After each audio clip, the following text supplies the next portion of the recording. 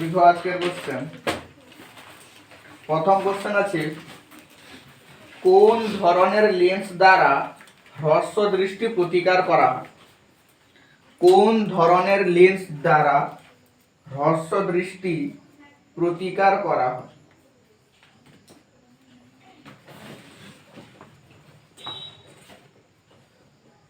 তাহলে কি দৃষ্টি?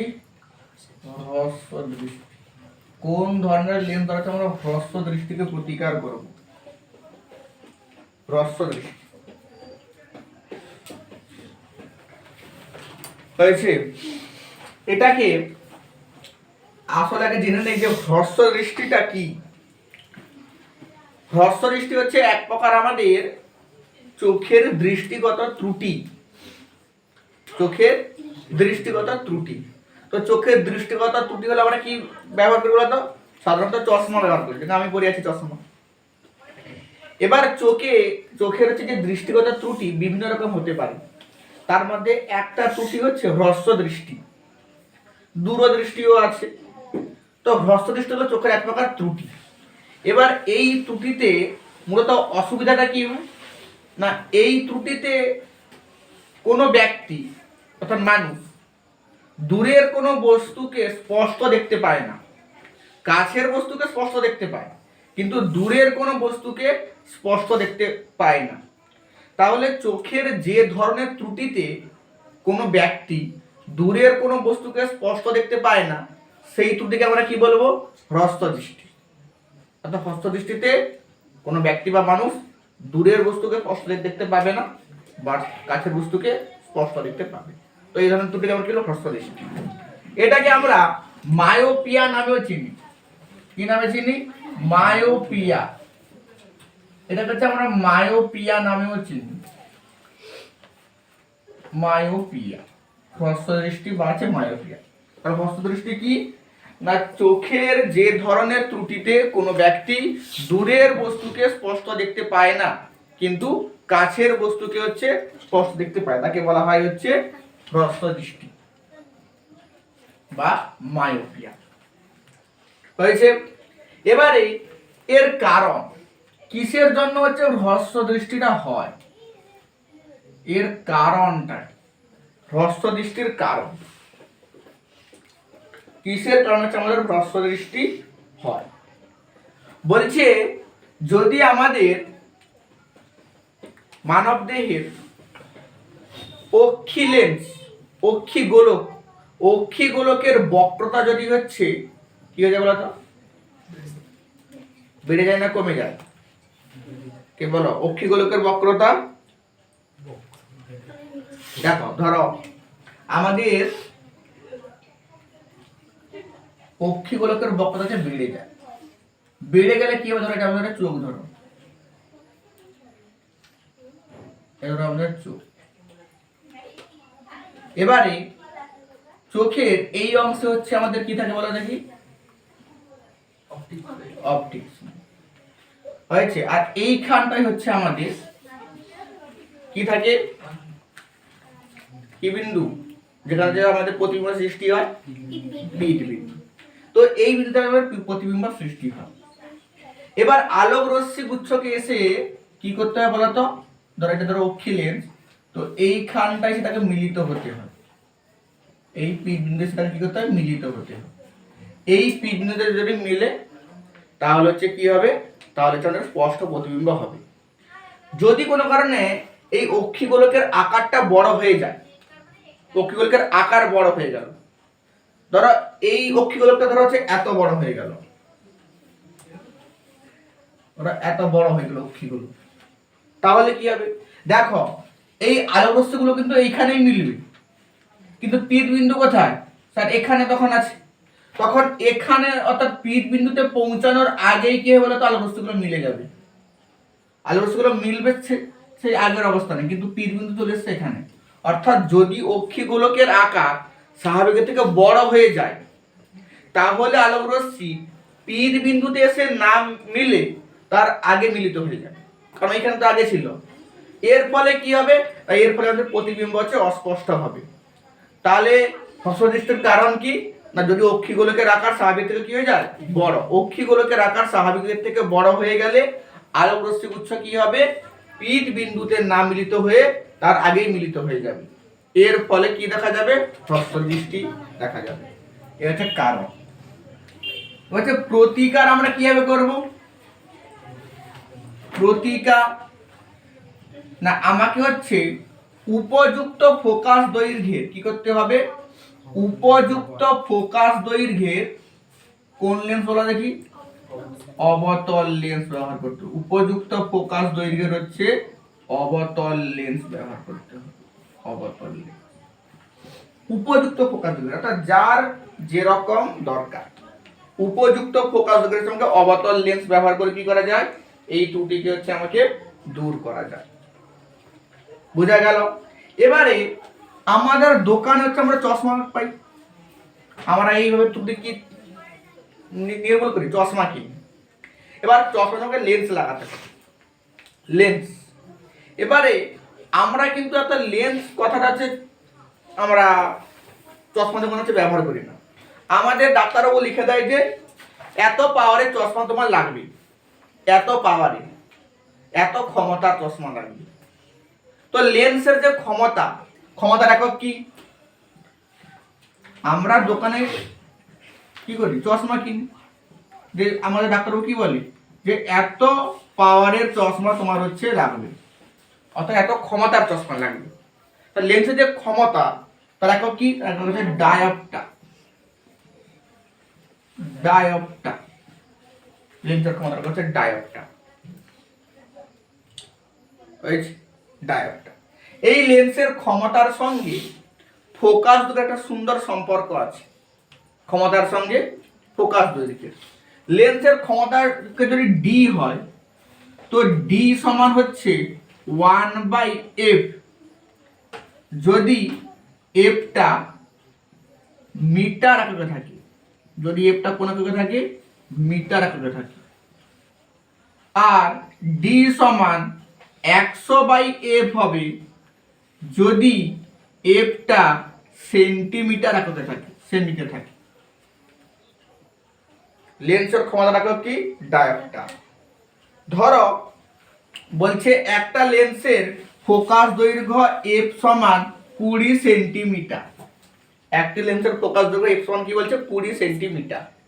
লেন্সটির ক্ষমতা কত, তাহলে লেন্সের ক্ষমতা d সমান কি, সেন্টিমিটার থাকলে কি হবে 100/f, তাহলে হচ্ছে 100/20 হচ্ছে 5 সেমি ইনভার্স বা লিখতে পারে 5d।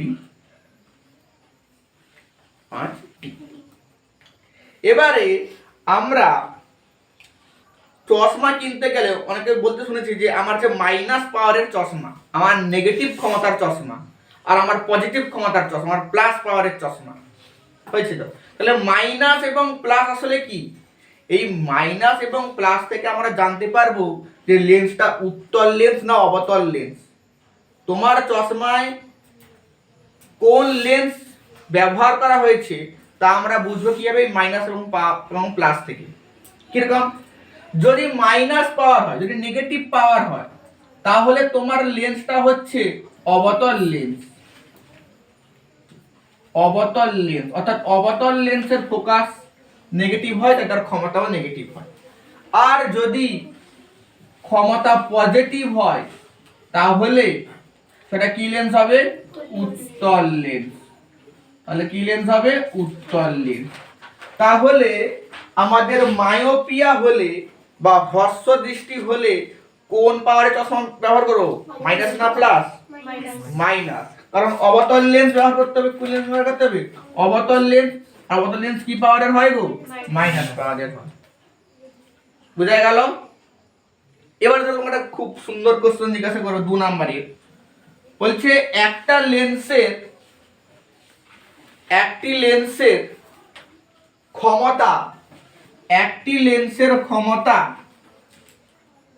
প্লাস 10d বলতে কি বোঝো, একটি লেন্সের ক্ষমতা প্লাস 10d বলতে কি বোঝো, বা এখান থেকে তুমি কি কি তথ্য জানতে পারো। এক লেন্সের ক্ষমতা প্লাস 10d, এখান থেকে আমি দুটা তথ্য জানতে পারি, একটা হচ্ছে প্লাস থেকে একটা তথ্য জানতে পারি, আর 10D থেকে একটা তথ্য জানতে পারি। প্লাস মানে কি না, প্লাস থেকে জানতে পারি যে লেন্সটা কি ধরনের লেন্স, লেন্সটা কি লেন্স, উত্তল লেন্স। তাহলে একটা তথ্য আমরা কি জানবো, যে লেন্সটা হচ্ছে উত্তল লেন্স, উত্তল লেন্স লেন্সটা। আর এই যে 10D থেকে কি কি জানতে পারবো, লেন্সটার ফোকাস দৈর্ঘ্য কত, লেন্সটার ফোকাস দৈর্ঘ্য f সমান কত, যদি আমি সেমিতে করি তাহলে হচ্ছে 100/10 মানে কত হবে 10 সেমি। তাহলে একটি লেন্সের ক্ষমতা প্লাস 10D বলতে আমরা ইহাই বুঝি যে লেন্সটি হলো উত্তল লেন্স এবং এই লেন্সটির ফোকাস দৈর্ঘ্য কত 10 সেমি। বুঝা গেল, লেন্সটি কি লেন্স, উত্তল লেন্স, আর তার ফোকাস দৈর্ঘ্য কত সেমি, 10 সেমি। হয়েছে। নেক্সট কোশ্চেন লিখো, প্রিজমের মধ্য দিয়ে সাদা আলোর বিচ্ছুরণে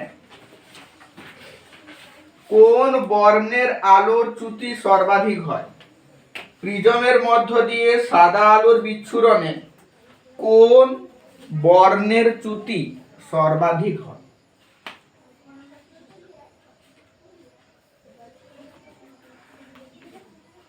প্রিজম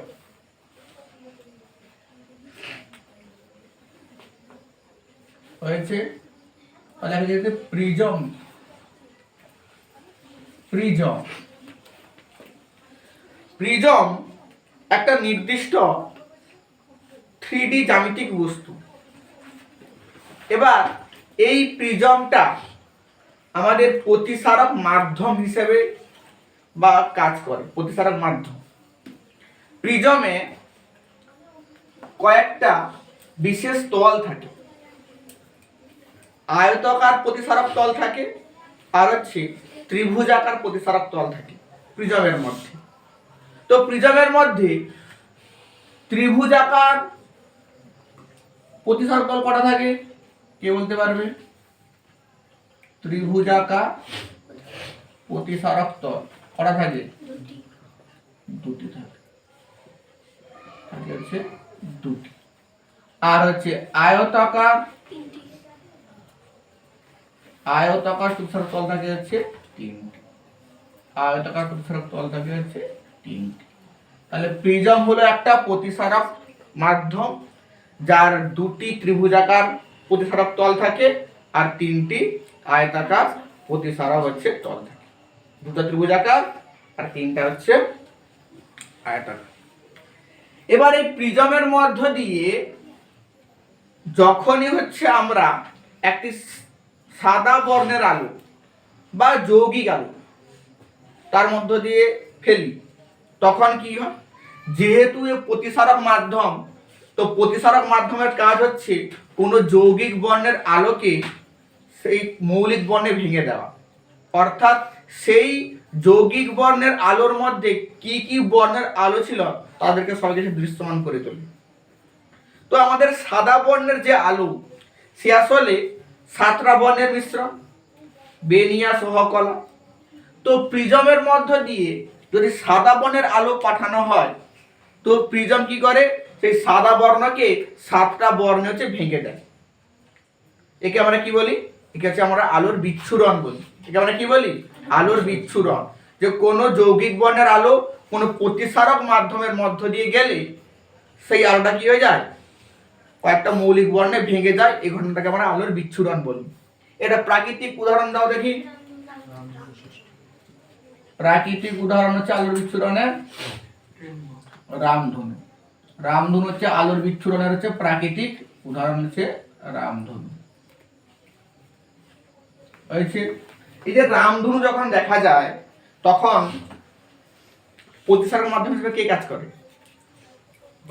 আকাশে তো কেউ আর প্রিজম নিয়ে দাঁড়িয়ে থাকেনি যে তার হাতে প্রতিফলিত হয়ে দেখা যাবে, প্রতিষ্ঠিত হয়ে দেখা যাবে।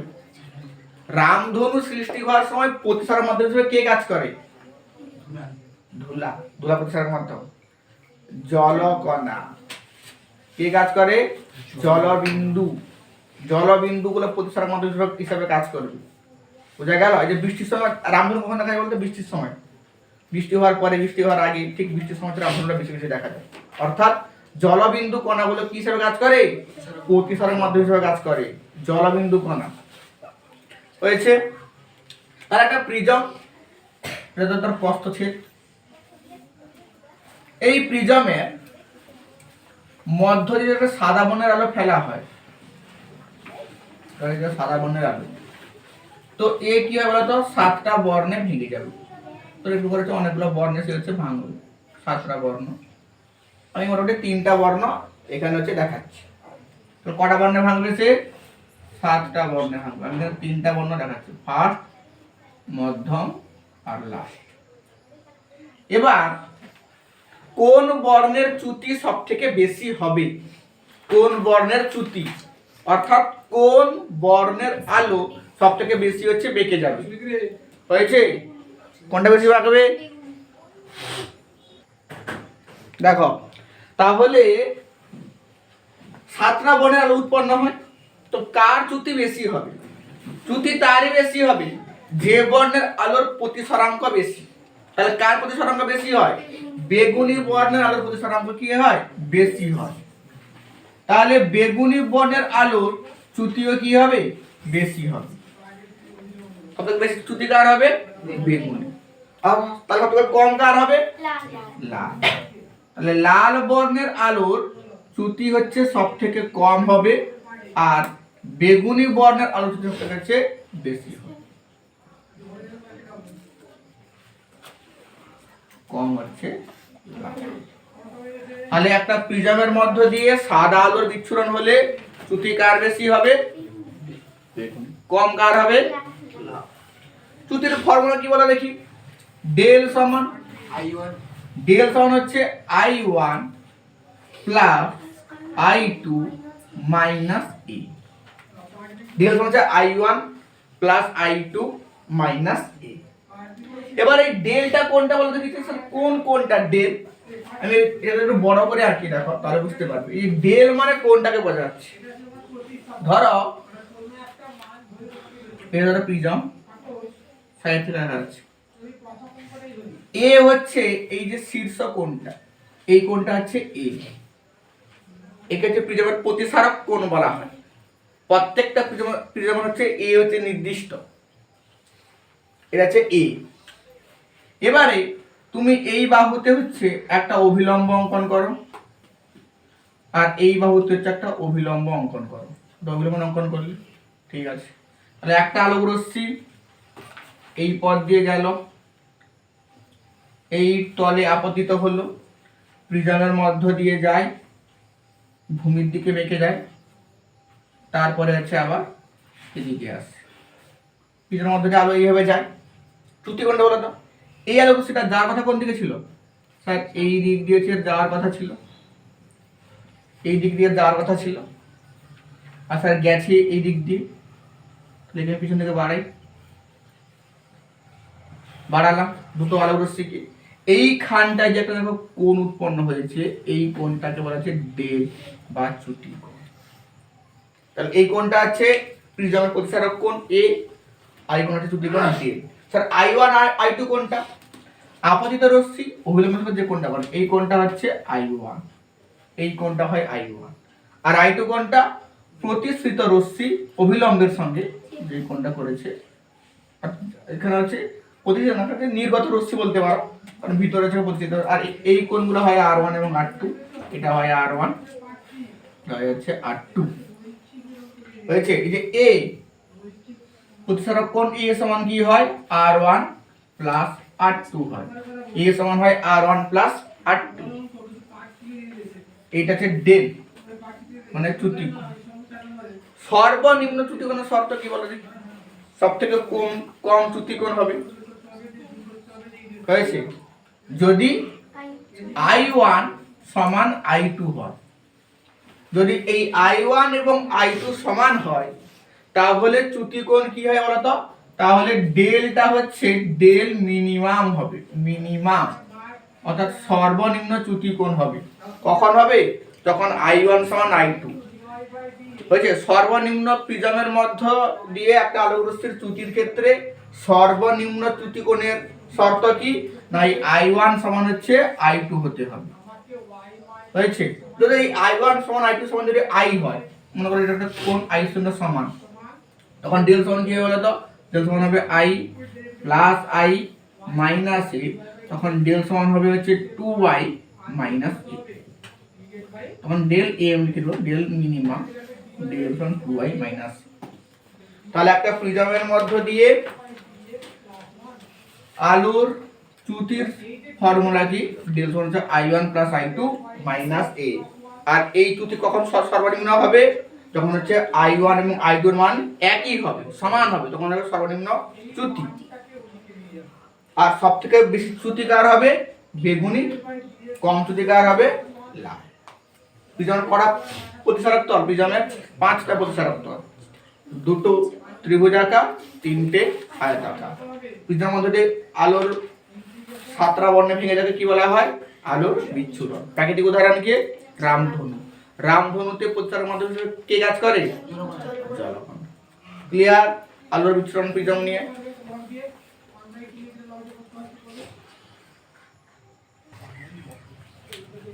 নেক্সট কোশ্চেন লিখো। বলছে বাড়ির বর্তনীতে বৈদ্যুতিক যন্ত্রগুলি কোন সমবায়ে যুক্ত থাকে? বাড়ির বর্তনীতে বা গৃহ বর্তনীতে বৈদ্যুতিক যন্ত্রগুলি কোন সমবায়ে যুক্ত থাকে? কে বলতে পারবে? সমান্তরাল সমবায়। আমাদের রোধের 3টা সমবায় আছে। রোধের কটা সমবায় আছে গো? রোধের হচ্ছে 3টা সমবায় আছে। একটা হচ্ছে শ্রেণী সমবায়, একটা হচ্ছে শ্রেণী সমবায়, আর একটা হচ্ছে সমান্তরাল সমবায়। হচ্ছে সিরিজ কম্বিনেশন, আছে প্যারালাল কম্বিনেশন। আর একটা আছে দুটোকে মিশিয়ে দিলে হয় মিশ্র সমবায়, যেখানে শ্রেণী সমান্তরাল উভয় থাকে, তাকে বলা হয় মিশ্র সমবায়। তাহলে রোধের 3টা সমবায়, শ্রেণী সমবায়, সমান্তরাল সমবায়, আর হচ্ছে মিশ্র সমবায়। তো আমাদের গৃহ বর্তনীতে সমস্ত তড়িৎ যন্ত্রগুলো কোন সমবায়ে যুক্ত থাকে? উত্তর কি হবে? সমান্তরাল সমবায়। তাহলে হেডিং দিয়ে দাও আমাদের সমান্তরাল সমবায়। সমান্তরাল সমবায় জিনিসটা, সমান্তরাল সমবায় বলছে কয়েকটা রোধকে আমাকে এমন ভাবে লাগাতে হবে যাতে প্রত্যেকটি রোধের এক প্রান্ত একটি নির্দিষ্ট বিন্দুতে থাকে, অপর প্রান্ত আর একটি নির্দিষ্ট বিন্দুতে থাকে। কি বলা হলো? কয়েকটি রোধকে এমন ভাবে লাগাতে হবে যাতে প্রত্যেকটি রোধের এক প্রান্ত একটি নির্দিষ্ট বিন্দুতে থাকে, অপর প্রান্ত আর একটি নির্দিষ্ট বিন্দুতে থাকে। কিরকম? ধরো আমি 3টা রোধ নিয়েছি। ধরো এখানে হচ্ছে একটা রোধ নিয়েছি R1, এখানে ধরো আর একটা রোধ নিয়েছি R2, আর ধরো আর একটা আমি রোধ নিয়েছি R3। এটা ধরো R1 রোধ, এটা ধরো R2 রোধ, এটা ধরো হচ্ছে R3 রোধ। সমান্তরাল সমবায় কি বলছে? যে প্রত্যেকটা রোধের এক প্রান্ত একটি নির্দিষ্ট বিন্দুতে, এই বিন্দুতে, আর এক প্রান্ত আর একটি নির্দিষ্ট বিন্দুতে, এই বিন্দুতে। তাহলে এই ধরনের সমবায়কে আমরা কি বলবো? সমান্তরাল সমবায়। রোধগুলোর এক প্রান্ত একটা নির্দিষ্ট বিন্দুতে, আর এক প্রান্ত আর একটা নির্দিষ্ট বিন্দুতে, একে বলে সমান্তরাল সমবায়। এইভাবে যুক্ত থাকে। এবার এই সমবায়ের সঙ্গে যদি আমি একটা ব্যাটারি যুক্ত করি, তাহলে নিম্নলিখিত বৈশিষ্ট্যগুলি আমি পাবো। ব্যাটারিটাকে কি বলা হয় বলো তো? Positive, plus. এটাকে বলা হয় মাইনাস। বড়টা প্লাস, ওটা হচ্ছে মাইনাস, ব্যাটারির চিহ্ন। এবার ধরো এই ব্যাটারি থেকে I পরিমাণ তড়িৎ প্রবাহ মাত্রা যাচ্ছে, I কারেন্ট যাচ্ছে। তো এই I পরিমাণ তড়িৎ প্রবাহ মাত্রা কি হবে বলো তো? এখানে এসে 3টে ভাগে ভাগ হয়ে যাবে। তো একটা ধরো যাবে I1, আর একটা হবে I2, আর একটা হবে I3। আবার এই 3টে তড়িৎ প্রবাহ মাত্রা এখানে এসে এক বিন্দু মিলিত হবে, দিয়ে এখানে হচ্ছে আবার আই হিসাবে এদিক দিয়ে আসে। তাহলে আই গেছিল, I1 I2 I3 তে ভেঙে গেল, এখানে আবার যুক্ত হয়ে গেল, আবার আই চলে এলো। হয়েছে? তাহলে আমাকে বলো যে প্রত্যেকটা রোধের মধ্য দিয়ে কি একই পরিমাণ তড়িৎ প্রবাহ মাত্রা যায়? যায়নি, কারণ R1 রোধের মধ্য দিয়ে I1 তড়িৎ প্রবাহ মাত্রা যায়। হয়েছে? R2 রোধের মধ্য দিয়ে I2, আর R3 এর মধ্য দিয়ে কি যায়? I3।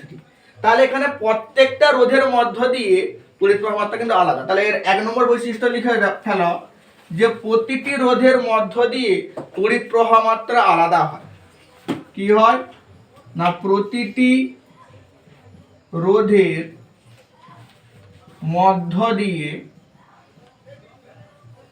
তড়িৎ প্রবাহ মাত্রা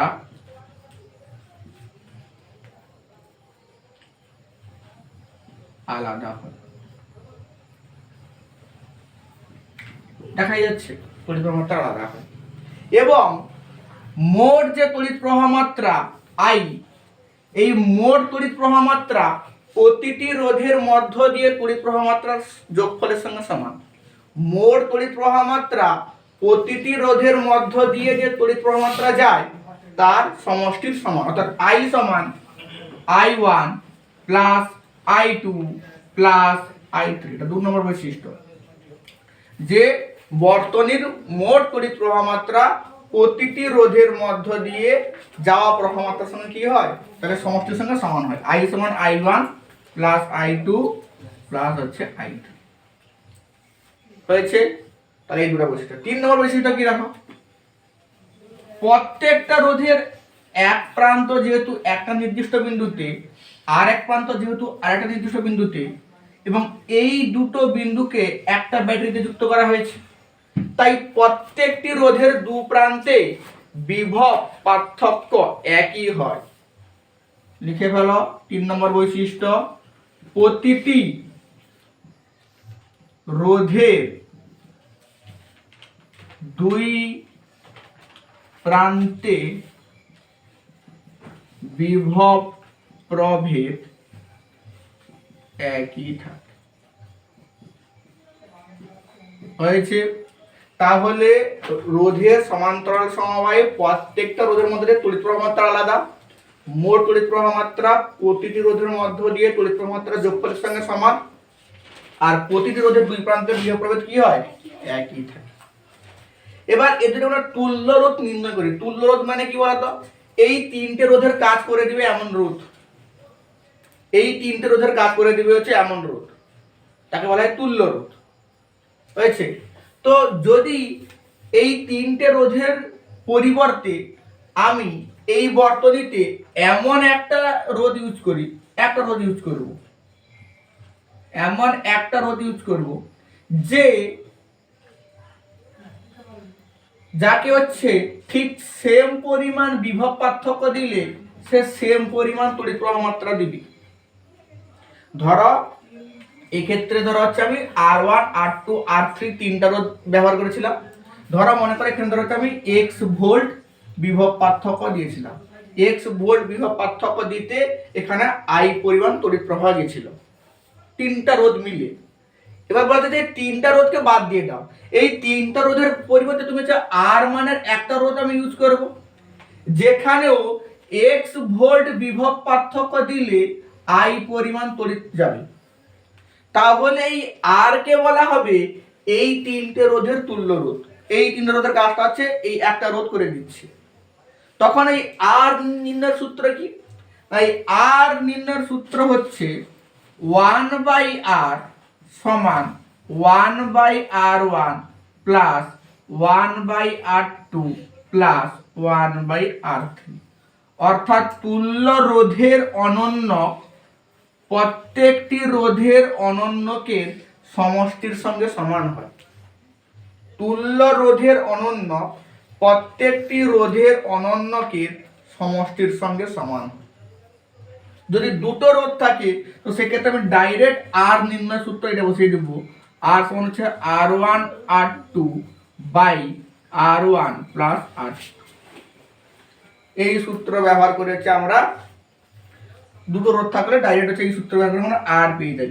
পরীক্ষায় ভালো করে লক্ষ্য রাখবে, তুল্য রোধ নির্ণয় করতে বললে 1/r পর্যন্ত করবে না, এই দুটাকে যোগ করে আমি 1/r পাবো।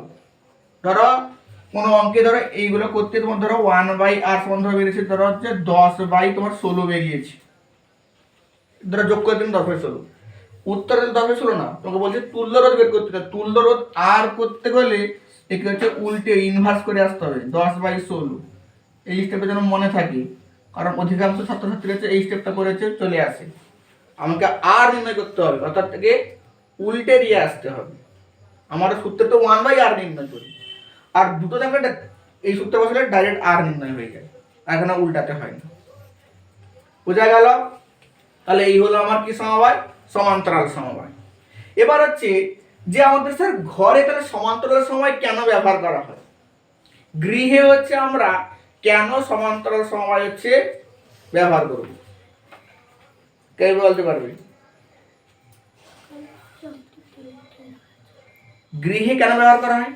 কারণ সমান্তরাল সমবায়ে প্রত্যেকটা রোধের দু প্রান্তে বিভব পার্থক্য একই। তাহলে গৃহে যতগুলো যন্ত্র থাকবে প্রত্যেকটা যন্ত্রের দু প্রান্তে কি হবে? বিভব পার্থক্য একই হবে। আর বিভব পার্থক্য একই হলে প্রত্যেকটা যন্ত্র তার সর্বোচ্চ ক্ষমতায় কাজ করতে পারবে। বুঝা গেল? তাহলে গৃহে কেন আমরা ব্যবহার করব না, গৃহে যদি সমান্তরাল সমবায় ব্যবহার করা হয় তাহলে কি হয়? প্রত্যেকটি যন্ত্র তার সর্বোচ্চ ক্ষমতায় কাজ করতে পারে। এক নম্বর হলো সুবিধা। দু নম্বর কি না, যদি কোনো কারণে একটি যন্ত্র অকেজো হয়ে যায় তাহলে বাকি যন্ত্রগুলো কাজ করবে।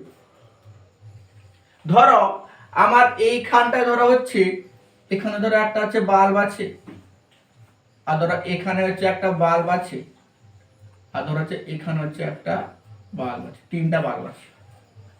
ধরো তোমার কোনো কারণে এইখানে তোমাদের হচ্ছে তারটি ছিঁড়ে গেছে বা কেটে গেছে, তাহলে কি হবে?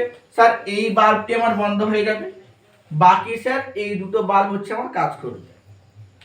তা তোমার ঘরে ধরো হচ্ছে তুমি লাইট, তোমার ধরো পড়া শেষ, তুমি লাইট বন্ধ করে টিভি দেখবে, তা তুমি লাইটটাকে বন্ধ করে দিলে আর তোমার টিভিটা কি থাকবে? চালু থাকবে। বা তুমি ফ্যানটাকে বন্ধ করতে পারো, ফ্যানটাকে চালু করতে পারো, তুমি যে কোন যখন যা খুশি করতে পারো। লাইট জ্বালাতে পারো, লাইট জ্বালিয়ে দিলে, ফ্যান চালাতে পারো, ফ্যান চালিয়ে দিলে, টিভি দেখতে পারো, টিভি দেখে দিলে। কিন্তু যদি এই যন্ত্রগুলা তোমার শ্রেণী সমবায় থাকতো যুক্ত, মানে কি, ধরো এখানে তোমার হচ্ছে লাইট, এখানে ধরো পাখা আছে, আর এখানে ধরো তোমার টিভি আছে, এই ভেতরে যুক্ত আছে। তোমরা কোনো কারণে তোমার ধরো এইখানে তুমি ধরো সুইচ রেখেছো, সুইচ, এই সুইচটা তুমি বন্ধ করে দাও, লাইটও বন্ধ, ফ্যানও বন্ধ, টিভিও বন্ধ, কারণ কারেন্ট যাবে, এই থেকে কারেন্ট যাবে, এই তো যাচ্ছে এই থেকে এদিকে, এখান থেকে সুইচ বন্ধ করে দেওয়া হয়, কারেন্ট না যাবে এখানে, না যাবে এখানে, না যাবে এখানে। বোঝা গেল? তাহলে হচ্ছে এটা হচ্ছে অসুবিধা। আর এর সুবিধা কি, যেটা খুশি যখন বন্ধ করা যায়। তাহলে এই জন্য হচ্ছে আমার কি করা হয় না, গৃহ অর্থনীতির সমস্ত যন্ত্র কি লাগানো হয়? সমান্তরাল সমবায়।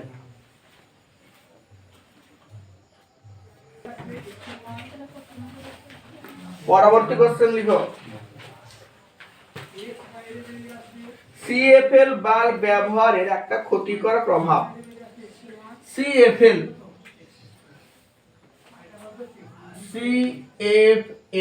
সিএফএল বাল্ব ব্যবহারের একটা ক্ষতিকর প্রভাব। আমাদের সিলেবাসে 3 ধরনের বাল্বের কথা আছে। এটা আছে ভাস্বর ল্যাম্প, আর আছে সিএফএল, আর কি, আর আছে এলইডি। সিএফএল এর ফুল ফর্ম কে বলতে পারবে? সিএফএল এর পুরো নাম আর আছে এলইডি এর পুরো নাম। পুরো নাম কি? কম্প্যাক্ট ফ্লুরোসেন্ট ল্যাম্প, আর এলইডি লাইট ইমিটিং ডায়োড। হয়েছে? তাহলে সিএফএল।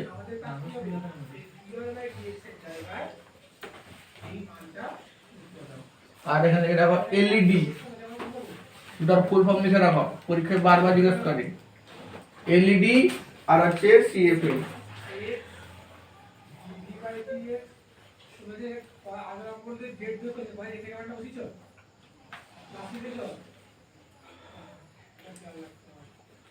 হয়েছে কম্প্যাক্ট ফ্লুরোসেন্ট ল্যাম্প। আর এলইডির ফুল ফর্ম হচ্ছে light emitting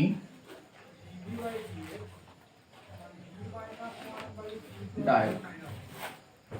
light emitting diode, compact fluorescent lamp আছে লাইট এমিটিং ডায়োড। হয়েছে সিএফএল এর যে ব্যবহার একটা অসুবিধা আছে। কি অসুবিধা বলো দেখি। সিএফএল যে তৈরি করা হয় তার ভিতরে পারদ বাষ্প ব্যবহার করা হয়। সিএফএল ল্যাম্পগুলোর ভিতরে হচ্ছে পারদ বাষ্প ব্যবহার করা হয়। এবার যখন সিএফএল বাতিগুলো নষ্ট হয়ে যায়, আমরা যখন ফেলে দিই তখন সেখানে পারদ নির্গত হয়।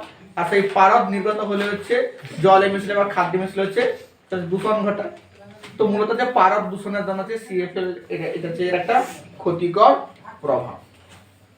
বুঝা গেল? নেক্সট কোশ্চেন লিখো। ফ্লেমিং এর বামহস্ত নিয়ম প্রযুক্ত হয় এমন একটি যন্ত্রের নাম লেখো। ফ্লেমিং এর বামহস্ত নিয়ম।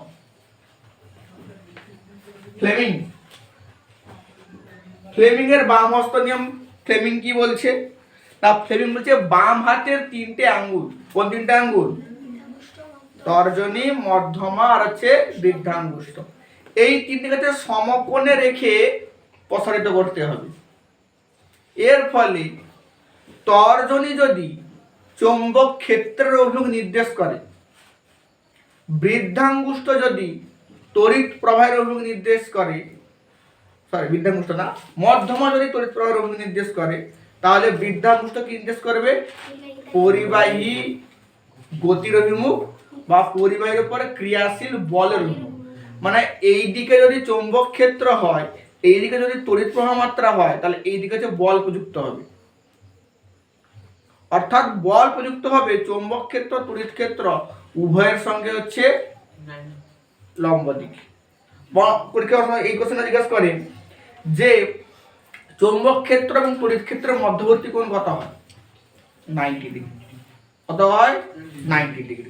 বা পরিবাহীর উপর ক্রিয়াশীল বল এবং তড়িৎ ক্ষেত্রের মধ্যবর্তী কোণ কত হয়? 90 ডিগ্রি। প্রত্যেকটা ক্ষেত্রে কত হবে? 90 ডিগ্রি। হয়েছে? তো এই ফ্লেমিং এর যে বামহস্ত নিয়ম, ফ্লেমিং এর বামহস্ত নিয়ম, এটা হচ্ছে আমাদের কোন যন্ত্রে ব্যবহার করা হয়? মোটরে ব্যবহার করা হয়, বৈদ্যুতিক মোটরে ব্যবহার করা হয়। তাই একে হচ্ছে মোটরের নিয়মও বলা হয়। তাই কি বলে? তাই একে হচ্ছে মোটরের নিয়মও বলা হয়। মোটর, তাহলে মোটর কোন নিয়ম মেনে চলে? ফ্লেমিং এর বাম হস্ত নিয়ম। বা মোটরের উপর যে ক্রিয়াশীল বল, সেই বলের অভিমুখ আমরা কোন নিয়ম থেকে জানতে পারি? ফ্লেমিং এর হচ্ছে বাম হস্ত নিয়ম থেকে আমরা জানতে পারি। হয়েছে? মোটরে শক্তি রূপান্তর তত্ত্বটা বলে কি? শক্তি রূপান্তর কোন শক্তি কোন শক্তিতে? তড়িৎ দিলে মোটর হচ্ছে ঘুরতে থাকে, তার তড়িৎ শক্তি যান্ত্রিক শক্তি। তাহলে মোটরে কি হবে? তড়িৎ শক্তি হচ্ছে যান্ত্রিক শক্তিতে হচ্ছে মোটরে হচ্ছে রূপান্তর, তড়িৎ শক্তি যান্ত্রিক শক্তিতে। তাহলে মোটরে কোন শক্তি কোন শক্তিতে রূপান্তরিত হলো? তড়িৎ শক্তি থেকে যান্ত্রিক শক্তি। মোটর কোন নিয়ম মেনে চলে? ফ্লেমিং এর বাম হস্ত নিয়ম। মোটরে হচ্ছে কোন নীতি মেনে চলে? যদি মোটরের নীতি জিজ্ঞেস করে তো তখন ফ্লেমিং এর বাম হস্ত নিয়ম লিখলে হবে না। মোটরের যে চাকার ঘূর্ণন তার অভিমুখ নির্ণয় করা যায় ফ্লেমিং এর বাম হস্ত নিয়ম। বা মোটর কোন নিয়ম মেনে চলে? ফ্লেমিং এর বাম হস্ত নিয়ম মেনে চলে। কিন্তু বলে মোটর কোন নীতি মেনে চলে, মোটর কোন নীতি মেনে চলে, নীতিটা কি? লিখো। চৌম্বক ক্ষেত্রে অবস্থিত, চৌম্বক ক্ষেত্রে অবস্থিত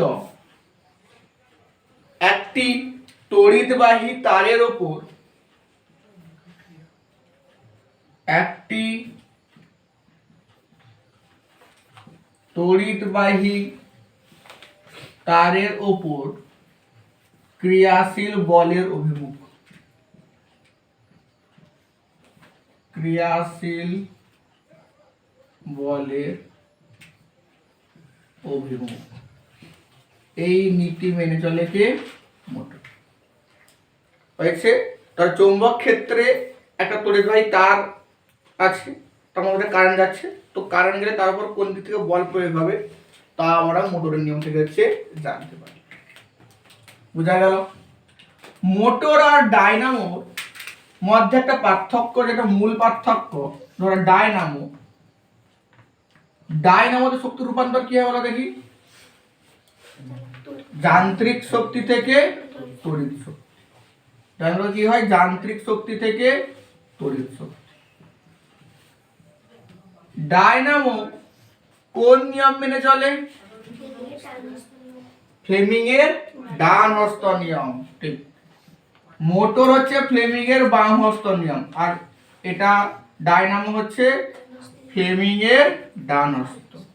ডায়নামোতে ড আছে আর ফ্লেমিং এর ডান হস্তে ড আছে, ডান হস্ত। মোটরে ম আছে, তাই ফ্লেমিং এর বামে ম আছে, বাম হস্ত। বোঝা গেল? কেমন রাখতে পারো? এই যে ফ্লেমিং এর ডান হস্ত নিয়ম মেনে চলে, ডান হস্ত নিয়ম। আর যে কোন নীতি মেনে চলে? তড়িৎচুম্বকীয় আবেশের নীতি। কোন নীতি? এটি হচ্ছে তড়িৎচুম্বকীয় আবেশের নীতি মেনে চলে।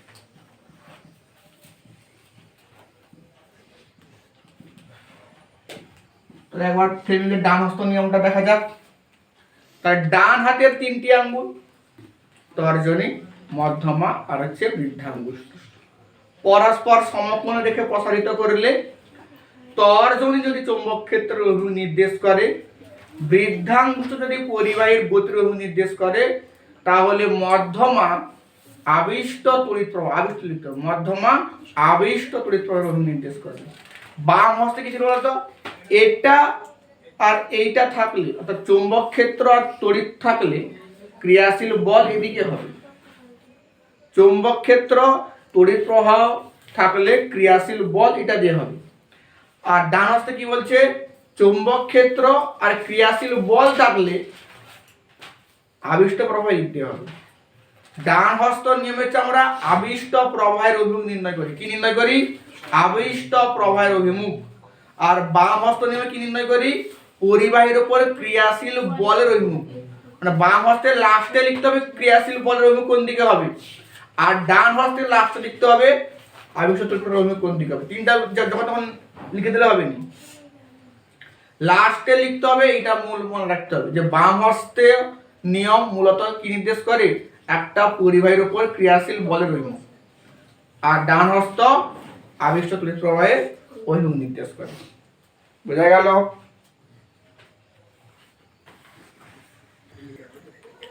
নেক্সট কোশ্চেন লিখো, একটি সন্ধিগত মৌলের উদাহরণ দাও। একটি সন্ধিগত মৌলের উদাহরণ দাও। সন্ধিগত মৌল, ট্রানজিশন এলিমেন্ট।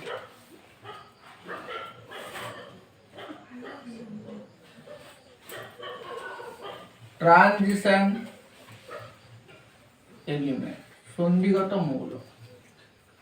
কাদের কাছে আমরা সন্ধিগত মৌল বলি?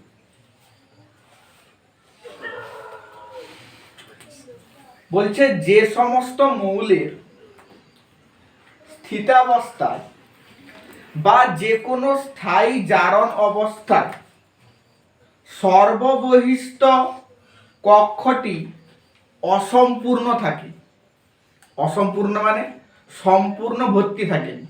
সম্পূর্ণ ভর্তি মানে কি? ধরো কে কক্ষে কটা থাকে? 2টা। এলে কটা থাকে? 8টা। মানে সম্পূর্ণ ভর্তি আছে। 2 যদি থাকে, 8টা থাকে এলে, তার মানে কি এর কক্ষপথটা সম্পূর্ণ ভর্তি আছে। যদি না থাকে তাহলে বলা হবে অসম্পূর্ণ। অর্থাৎ সন্ধিগত মৌলের স্থিতাবস্থায় বা যে কোনো স্থায়ী জারণ অবস্থা, স্থায়ী জারণ অবস্থা মানে কি? যখন কোনো যৌগের সঙ্গে বিক্রিয়া করে, ধরো Fe2+, এটা একটা স্থায়ী জারণ অবস্থা, বা Fe3+, স্থায়ী জারণ অবস্থা।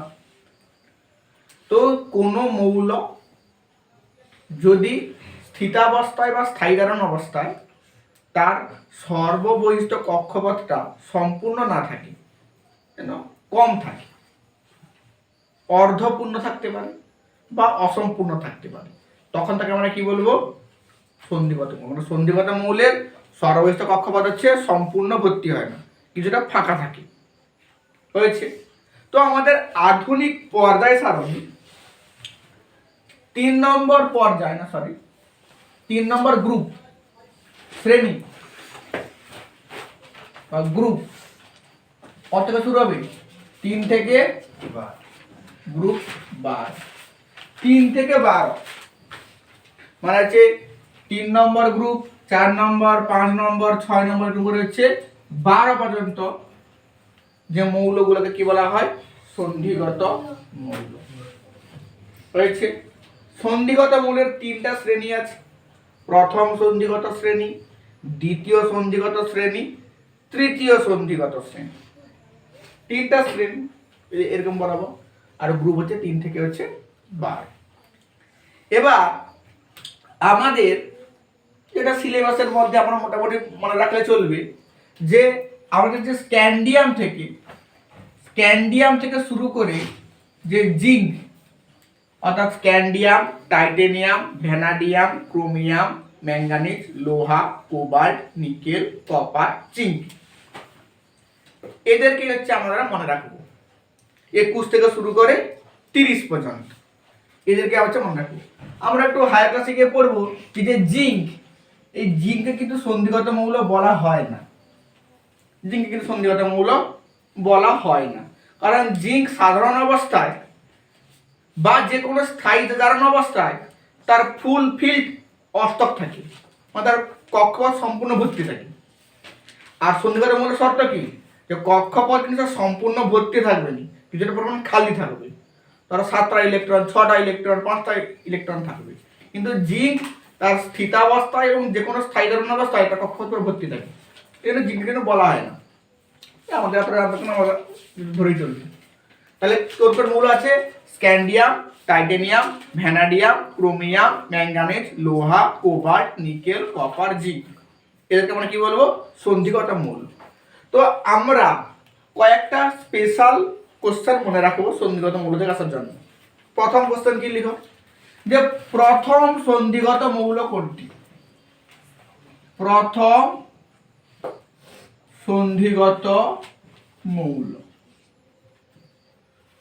খুব ইম্পর্টেন্ট, সেটা হচ্ছে স্ক্যান্ডিয়াম। প্রথম সন্ধিগত মৌল কি? স্ক্যান্ডিয়াম। স্ক্যান্ডিয়াম থেকে শুরু। প্রথম সন্ধিগত মৌল কি? স্ক্যান্ডিয়াম। হয়েছে? 2 নম্বর বৈশিষ্ট্য মনে রাখবে, সন্ধিগত মৌলগুলির একাধিক যোজ্যতা দেখা যায়। একাধিক যোজ্যতা দেখা যায়। যেমন ধরো লোহা, লোহা কি দেখা যায়? লোহা হচ্ছে ফেরিক আর ফেরাস, ফেরাসে হলে 2 আর ফেরিকে হলে 3। হয়েছে? তাহলে লোহা বা আয়রন একটা কি মৌল? সন্ধিগত মৌল। কোশ্চেনে বেশি বেশি দেয়, আয়রন দেয়, ক্রোমিয়াম দেয়। আয়রন আর ক্রোমিয়াম এই দুটো ভেরি ভেরি ইম্পর্টেন্ট। এই দুটো কোনটা সন্ধিগত মৌল? Iron, chromium. হয়েছে? কোবাল্ট, কোবাল্ট কি মৌল? সন্ধিগত মৌল। 3 নম্বর কোশ্চেন কি মনে রাখবো? সন্ধিগত মৌলগুলো অনুঘটক রূপে ব্যবহার করা হয়। অনুঘটক রূপে আমরা দেখেছি নিকেল ব্যবহার করা হয় অনুঘটক রূপে, র্যানি নিকেল। জৈব যৌগে হাইড্রোজেন যুক্ত করার সময় লৌহ চূর্ণ ব্যবহার করা হয় হেবার পদ্ধতিতে, লৌহ চূর্ণ ব্যবহার করা হয় এফি চূর্ণ। হয়েছে? তো এই সন্ধিগত মৌলগুলো কি রূপে ব্যবহার করা হয়? অনুঘটক রূপে ব্যবহার করা হয় সন্ধিগত মৌলগুলো। 4 নম্বর কি? সন্ধিগত মৌলগুলো রঙিন জটিল যৌগ সৃষ্টি করে। রঙিন জটিল যৌগ সৃষ্টি করে। রঙিন জটিল যৌগ সৃষ্টি করে। এটা হচ্ছে রঙিন জটিল যৌগ সৃষ্টি করে। হয়েছে? এরা ধাতু না অধাতু না উভয় মিশিয়ে আছে? এরা সবগুলি ধাতু, কোনো অধাতু নেই। সন্ধিগত মৌল সবগুলি হচ্ছে ধাতু। তাহলে সন্ধিগত মৌল কি কি জানবো? দেখো এই চারটা উদাহরণ মনে রাখবে, যে স্ক্যান্ডিয়াম, লোহা, ক্রোমিয়াম, কোপার। আর ভালো হয় তুমি 21 থেকে 30 পর্যন্ত মুখস্থ রাখো, scandium, titanium, vanadium, chromium, manganese, লোহা, কোবাল, নিকেল, কপার, জিঙ্ক। এটা হচ্ছে সন্নিগত মৌল। তো প্রথম সন্নিগত মৌল কোনটা? স্ক্যান্ডিয়াম। সন্নিগত মৌল কত গ্রুপ থেকে শুরু হয়? 3 নম্বর গ্রুপ থেকে শুরু হয়, 12 নম্বর গ্রুপ থেকে। 3 থেকে 12, 3 4 5 6 7 8 9 10 11 12, এতগুলো শ্রেণীকে থাকে সন্নিগত মৌল থাকে। এদের হচ্ছে একাধিক যোজতা রাখা যায়। এরা হচ্ছে অনুঘটক রূপে কাজ করে। এরা হচ্ছে রঙিন জটিল যৌগ সৃষ্টি করে। আর এরা সবাই কি? এরা সবাই হচ্ছে ধাতু। এরা সবাই হচ্ছে ধাতু। বোঝা গেল? নেক্সট কোশ্চেন লিখো।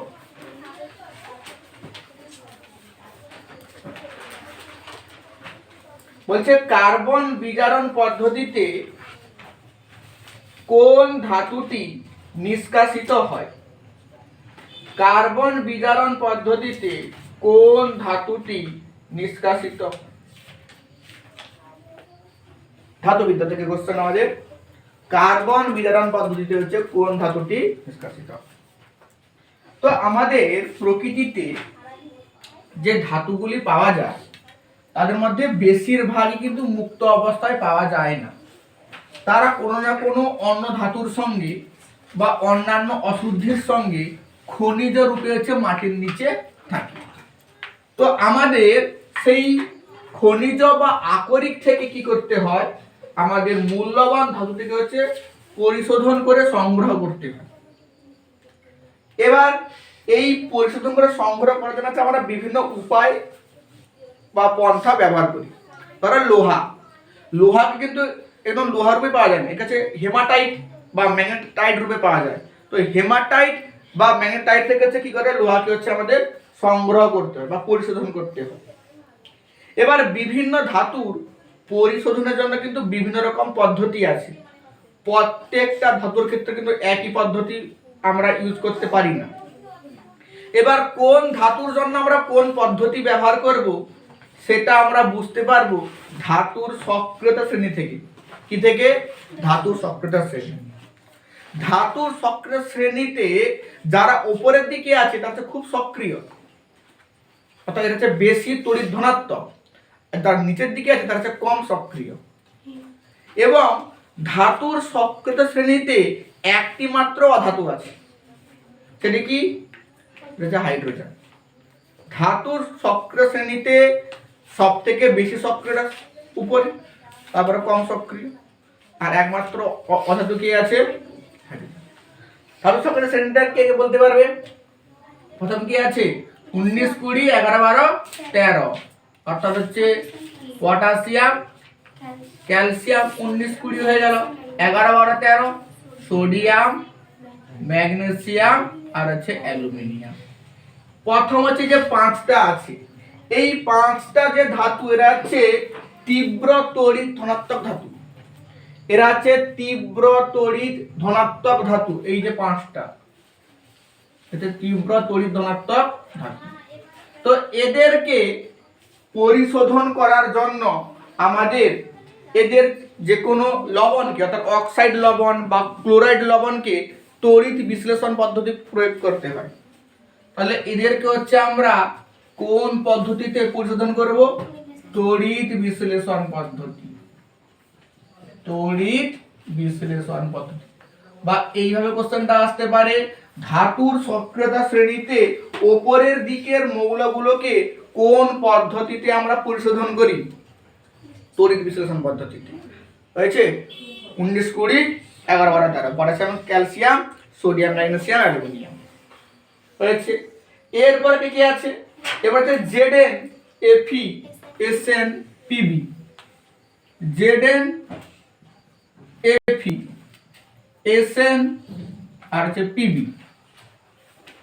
এই চারটা আছে। তো এই চারটার মধ্যে মূলত মনে রাখবে এই যে প্রথম তিনটা, এই তিনটা Zn Fe Sn, এদেরকে হচ্ছে আমরা কার্বন বিজারণ পদ্ধতিতে নিষ্কাশন করতে পারি। কি পদ্ধতি? কার্বন বিজারণ পদ্ধতি, অর্থাৎ কার্বন দ্বারা বিজারণ করা হয় বা কার্বন মনোক্সাইড দ্বারাও বিজারণ করা হয়। কার্বন বা কার্বন মনোক্সাইড হচ্ছে বিজারক হিসেবে এখানে ব্যবহার করা হয়। কিসে? কার্বন বিজারণ পদ্ধতিতে কার্বন বা কার্বন মনোক্সাইড হয়েছে। এরপরে আছে আমাদের একমাত্র অধাতু, যেটা হচ্ছে হাইড্রোজেন। এ আছে হাইড্রোজেন। তারপরে কি আছে? Cu Hg Ag Au Pt। তারপরে এরা আছে। তো এদের মধ্যে এই যে Cu Pb Hg, এদেরকে হচ্ছে আমরা Ag রূপাকেও হচ্ছে শত বিজারণ, এরা নিজেরা হচ্ছে বিজারিত হয়ে যায়। এই 3-4টাকে মনে রাখবেন, Pb Cu Hg Ag, এদেরকে কোন পদ্ধতি? শত বিজারণ, নিজে থেকেই হচ্ছে এরা বিজারিত হয়ে যায়। শত বিজারণ পদ্ধতিতে হচ্ছে এদেরকে হচ্ছে আমরা কি করি? নিষ্কাশন করি, শত বিজারণ পদ্ধতি। আর এই যে নিচের দুটো আছে সোনা আর প্লাটিনাম, Au আর Pt, এদেরকে হচ্ছে কোনো নিষ্কাশন করতে হয় না। কেন স্যার? কারণ এরা প্রকৃতিতে মুক্ত অবস্থায় পাওয়া যায়।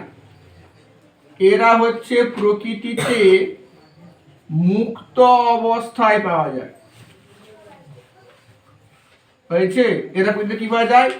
মুক্ত অবস্থায় পাওয়া যায়, মানে এরা কারোর সঙ্গে যুক্ত থাকে না, এরা পিওর সোনা পাওয়া যায়, পিওর সোনা। ধরো আমাদের লোহা Fe, Fe পাওয়া যায় কি হিসাবে? হেমাটাইট হিসাবে। অর্থাৎ ধরো Fe2O3 এই হিসাবে পাওয়া যায়, অক্সাইড রূপে পাওয়া যায়, অক্সাইড রূপে। কিন্তু সোনা পিওর সোনা, পুরো সোনা, Au থাকে। হয়েছে? অধিকাংশ আমাদের ধাতু, এদের যে আকরিক গুলা হয় অক্সাইড হয় না হয় সালফাইড হয়, হয় অক্সাইড না হয় সালফাইড হয়। বুঝা গেল? তবে কোশ্চেন কি ছিল যে কার্বন বিজারণ পদ্ধতিতে কোন ধাতুটি বিকশিত হয়? তাহলে কি Zn আছে, Fe আছে, Sn আছে? এখানে অপশনে Z ছিল Zn, তো Zn উত্তর হয়ে যাবে। তাহলে ধাতু সক্রিয় যার উপরে আছে তারা খুবই সক্রিয়, তাদের তড়িৎ খুব বেশি, তাই তড়িৎ ছিল স্যার। এবার একটা কোশ্চেন আসতে পারে যে স্যার Au এবং Pt কে বা সোনা এবং প্ল্যাটিনামকে প্রকৃতিতে মুক্ত অবস্থায় কেন পাওয়া যায়? সোনা এবং প্ল্যাটিনাম এই প্রকৃতিতে মুক্ত অবস্থায় কেন পাওয়া যায়? সোনা এবং প্ল্যাটিনাম, দেখো এই সোনা এবং প্ল্যাটিনাম কিন্তু ধাতুর সক্রিয় শ্রেণীতে সব থেকে নিচে আছে, সব থেকে নিচে। এবার ধাতুর সক্রিয় শ্রেণীর বৈশিষ্ট্য কি? না, যে ধাতু যত উপরে থাকবে তার সক্রিয়তা তত বেশি। সোনা এবং প্লাটিনাম যেহেতু সব থেকে নিচে আছে তাই এদের সক্রিয়তা কম। এবার সক্রিয়তা বেশি হলে কি হবে? সক্রিয়তা বেশি হলে সেই সমস্ত ধাতু অন্যান্য কোনো অক্সাইডের সঙ্গে বা সালফেটের সঙ্গে বিক্রিয়া বেশি করবে। আর এদের সক্রিয়তা কম, এরা ইলেকট্রন বর্জন করবে কম, অর্থাৎ ইলেকট্রন দিতে চাইবে না, তাই এরা বিক্রিয়া করবে না, তাই এরা কি অবস্থায় পাওয়া যাবে? তাই এরা হচ্ছে প্রকৃতিতে মুক্ত অবস্থায় পাওয়া যায়। তাহলে এই জন্য হচ্ছে সোনা এবং প্লাটিনাম প্রকৃতিতে কি অবস্থায় পাওয়া যায়? মুক্ত অবস্থায় পাওয়া যায়। বুঝা গেল?